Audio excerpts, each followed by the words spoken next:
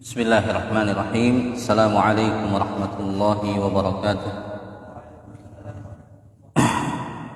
Alhamdulillah, wassalatu wassalamu ala rasulillah wa ala alihi wa sahbihi wa sallama, amma ba'd. Alhamdulillah, kita sambung kembali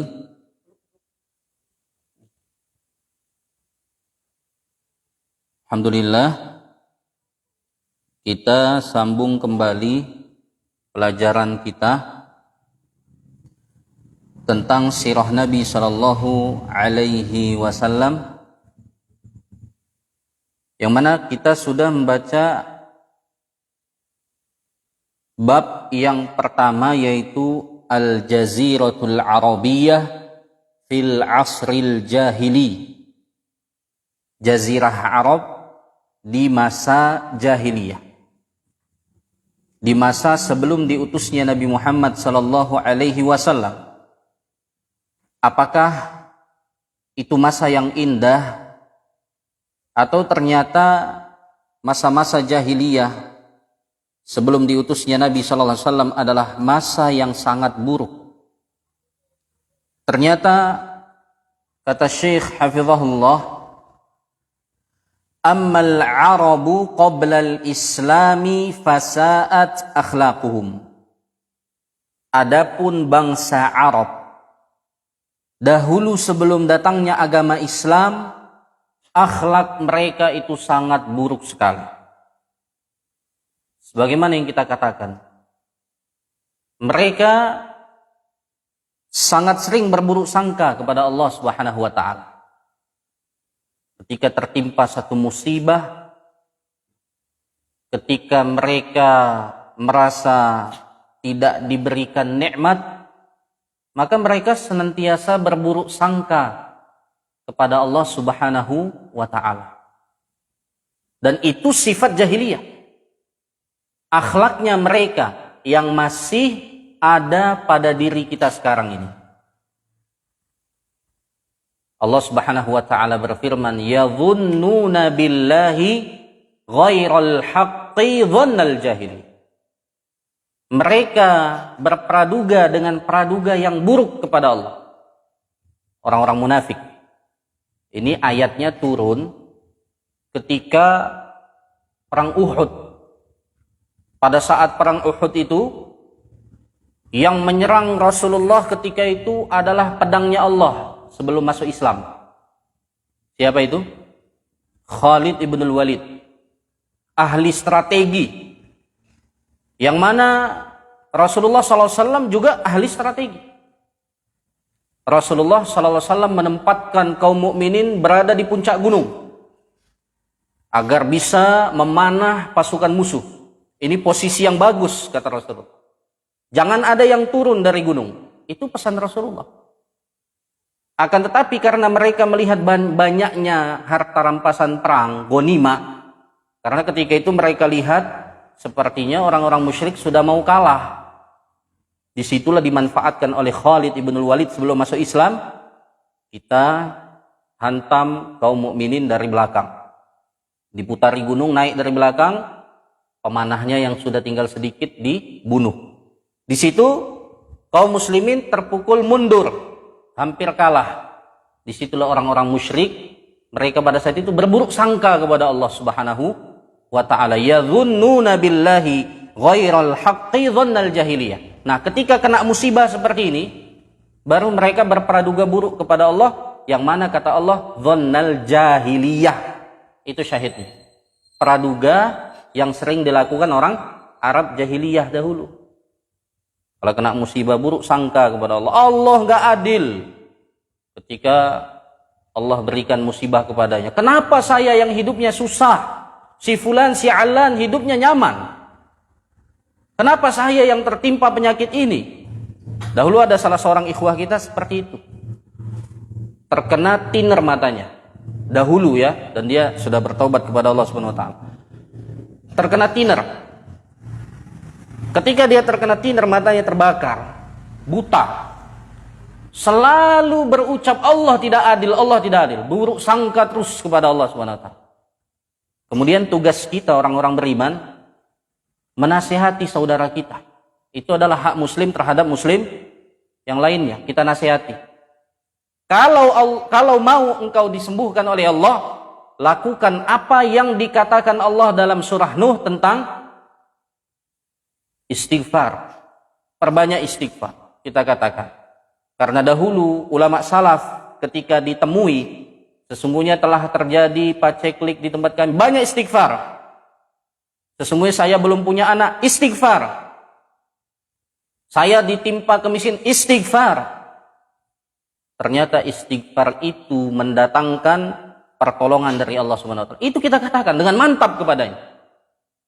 Akhirnya hidayah itu di tangan Allah Subhanahu wa taala. Di setiap gerak-geriknya istighfar dia. Astagfirullah. Jatuh astagfirullah. Karena dia buta.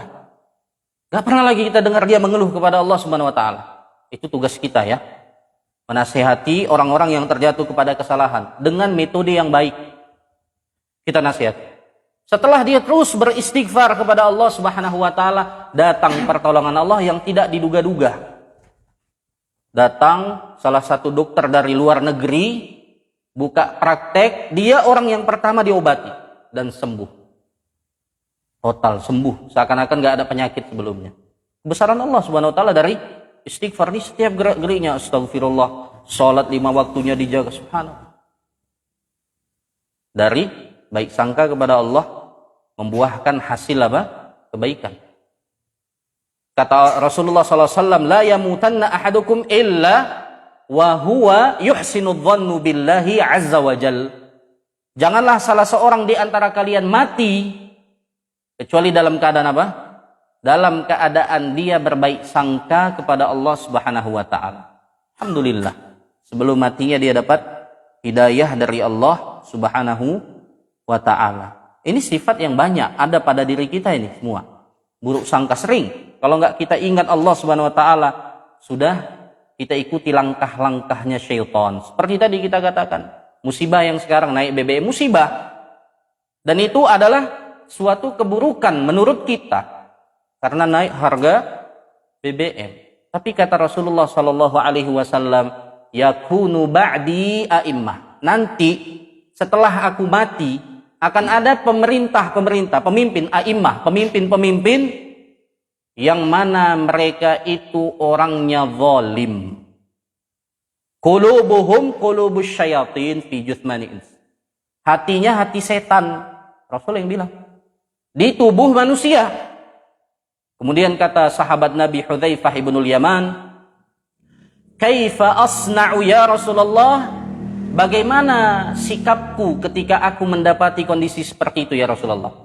Lihat para sahabat itu semangat nanya hal yang penting. Iya, kadang-kadang sebagian kita pertanyaan yang dilontarkan gak penting. Malaikat maut itu jumlahnya berapa? Kalau dia tahu apa urusannya? Yang jelas malaikat maut tidak pernah lalai dari tugas. Pertanyaan yang bermanfaat. Lihat, apa yang dikatakan Hudzaifah ibnul Yaman, dan itu solusi untuk kita. Kaifa asna' ya Rasulullah? Bagaimana sikapku ya Rasulullah ketika aku dapati pemimpin yang seperti itu sepeninggalmu? Kata Rasulullah sallallahu alaihi wasallam, tasma'u wa tuti'u lil amir.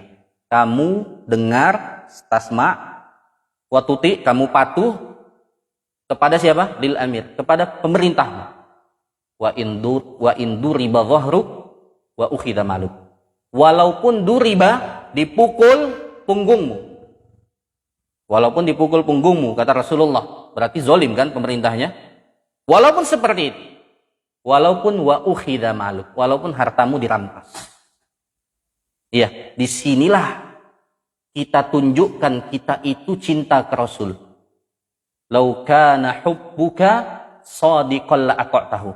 Kalau engkau, kata penyair, kalau engkau benar-benar mencintainya, pasti kau akan mentaatinya.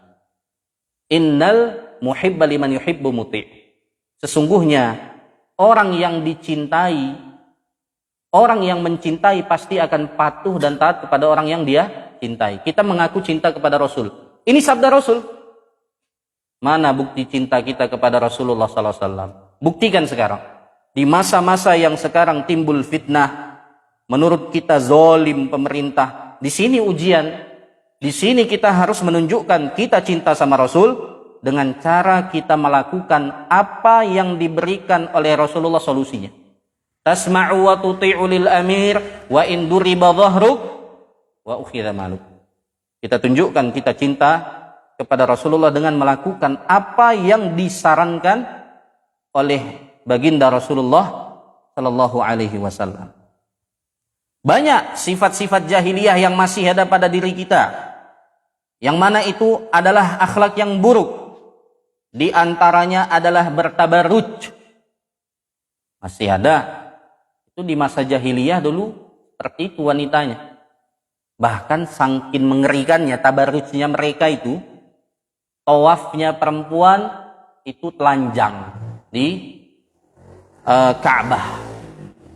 Tawaf itu telanjang. Sambil mengatakan apa yang tampak pada hari ini tidak kami ridho, itu sudah menjadi adatnya mereka. Jadi telanjang itu adalah adat istiadat orang-orang masa dahulu, bukan orang modern. Tapi orang-orang yang keterbelakangan itu pakaiannya selalu kurang, nampak auratnya. Kalau kita terkadang merasa keren, merasa hebat, merasa orang yang maju ketika berpakaian dengan bentuk pakaian yang tabarruj. Di antara bentuk tabarruj apa?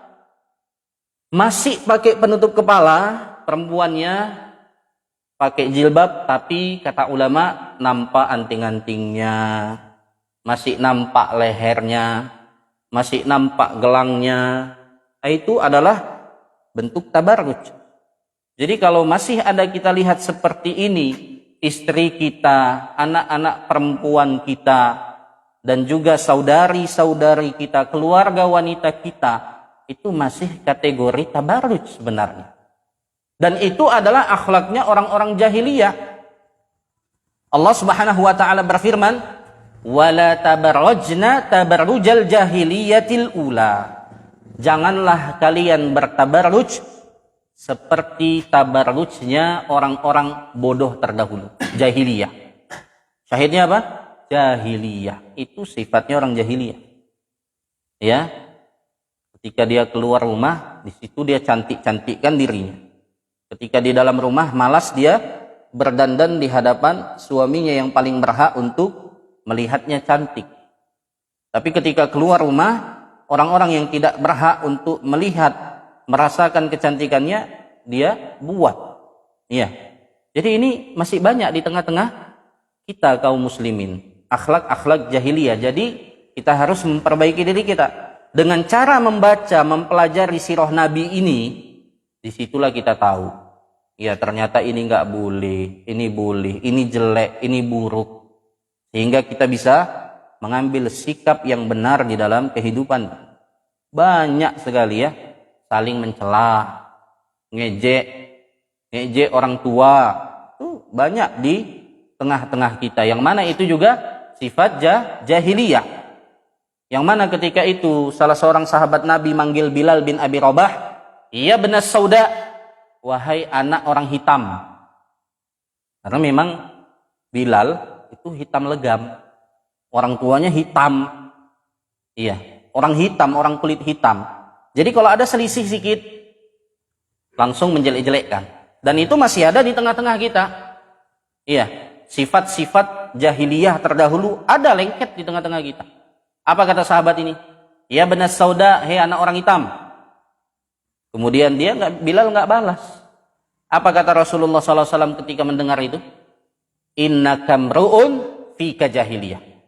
Wahai fulan, sesungguhnya engkau adalah umru'un, seseorang, fika jahiliyah.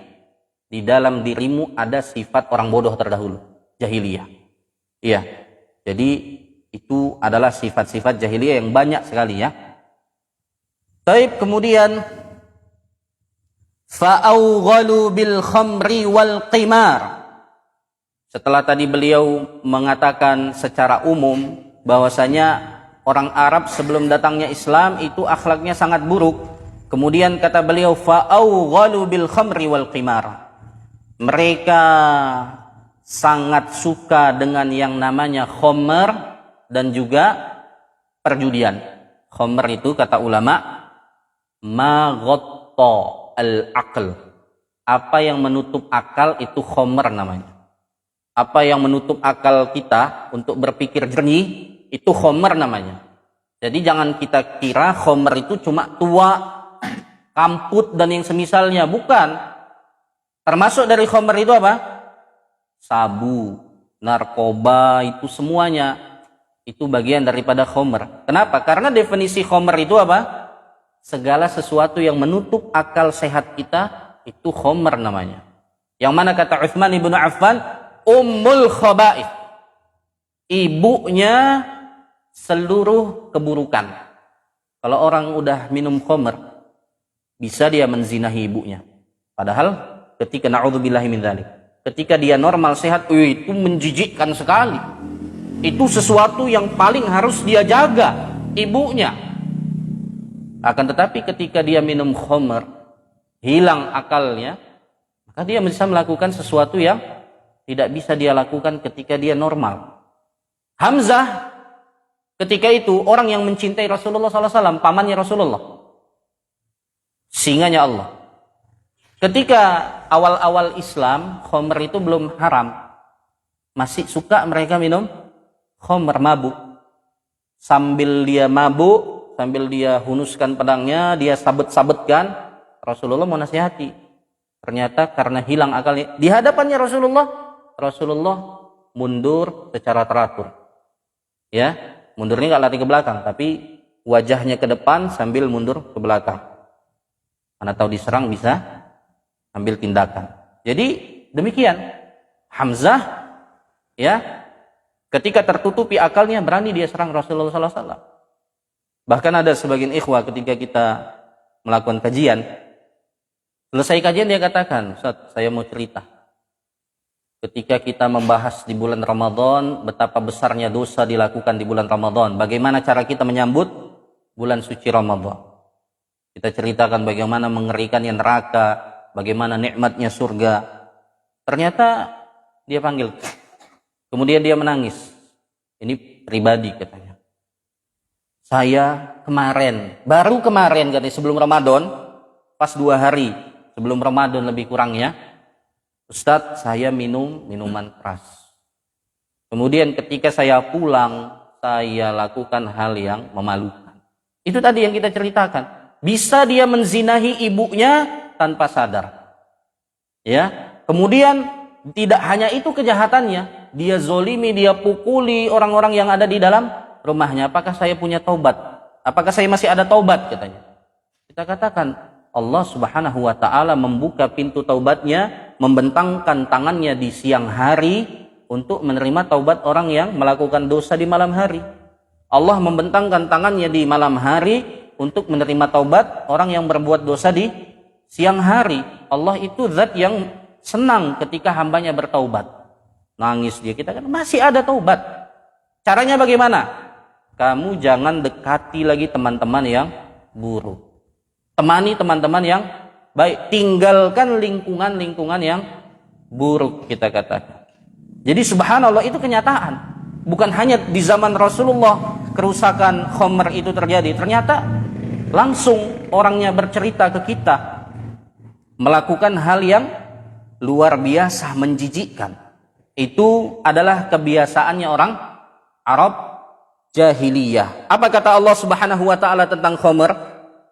Kata Allah Subhanahu wa taala, ya ayyuhalladzina amanu, wahai orang-orang yang beriman, innamal khamru, sesungguhnya khamr, wal maisiru, dan perjudian, wal ansabu, dan juga berkurban untuk berhala, wal azlam, melakukan undian, melakukan taruhan.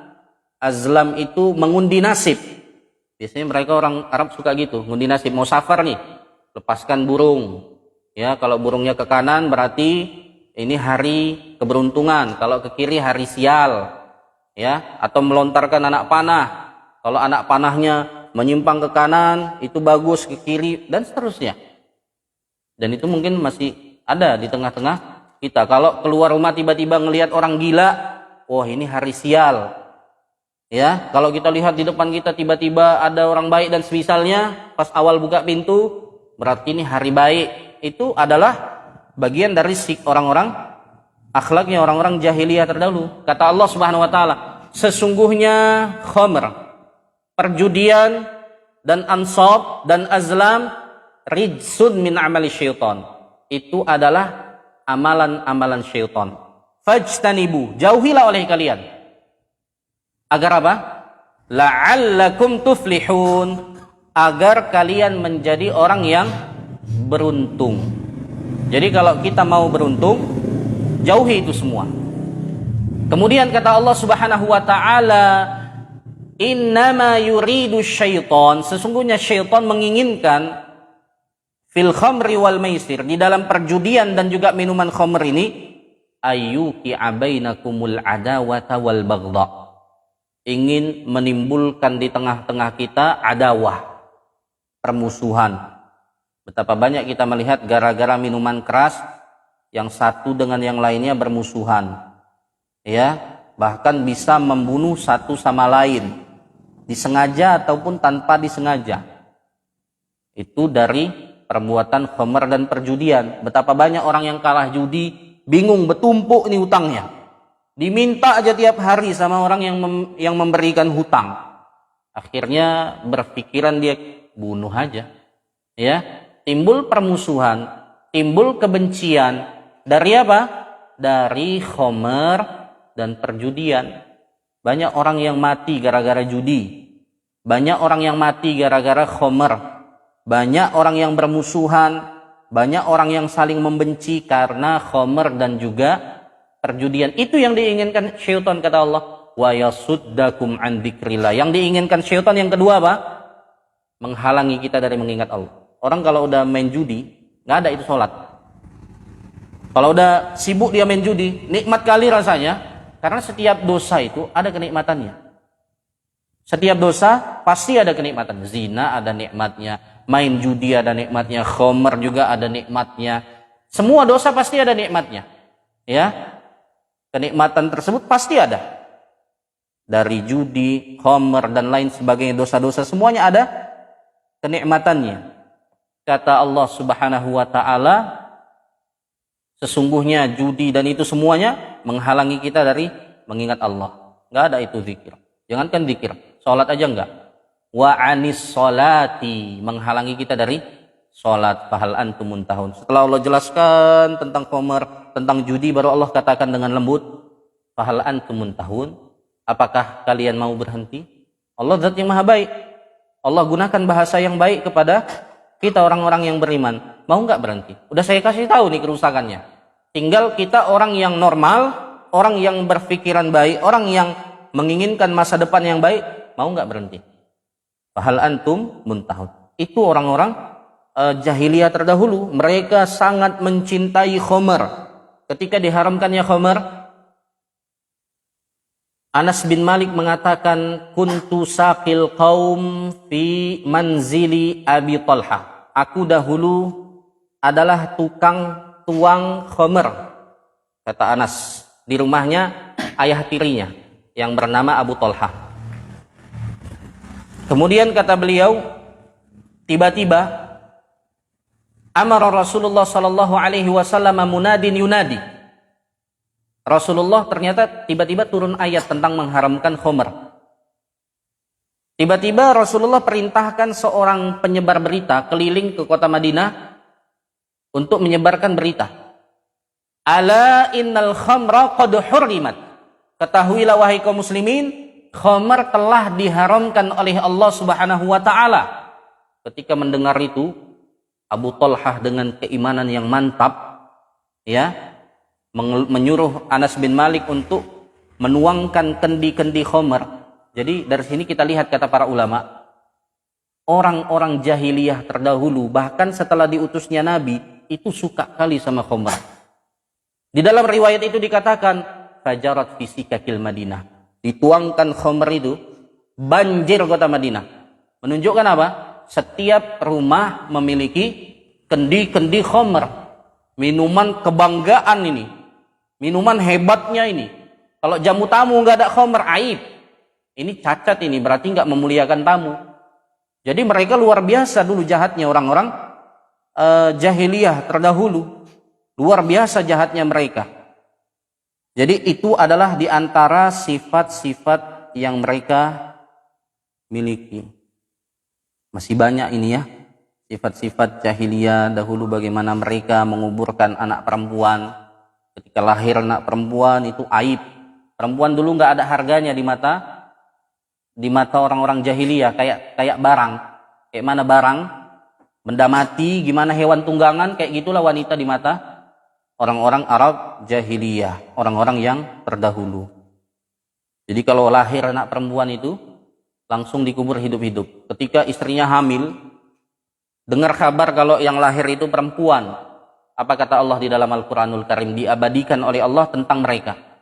Kata Allah Subhanahu wa taala, wa idza busyira bil untha dhalla wajhuhu muswadda wa huwa kadhib. Ketika dikabarkan bahwasanya yang lahir itu untha, kalau zakar laki-laki, untha perempuan. Yang lahir itu untha perempuan, langsung menghitam wajah. Tandanya apa? Nggak suka, nggak senang. Muswadda, menghitam gelap. Dalam keadaan wahuwa kadhim, menahan amarah. Yatawara minal qaum, mereka merasa aib ini, cacat. Masa punya anak perempuan? Harusnya anak laki-laki, karena mereka kebiasaannya perang. Anak perempuan nggak berguna dalam perang. Ya, itu nanti akan diceritakan pada pertemuan yang berikutnya insyaallah taala. Mungkin ini dulu pelajaran kita. Ilahuna subhanakallahumma wa bihamdik, asyhadu an la ilaha illa anta astaghfiruka wa atubu ilaik. Walhamdulillahirabbil alamin.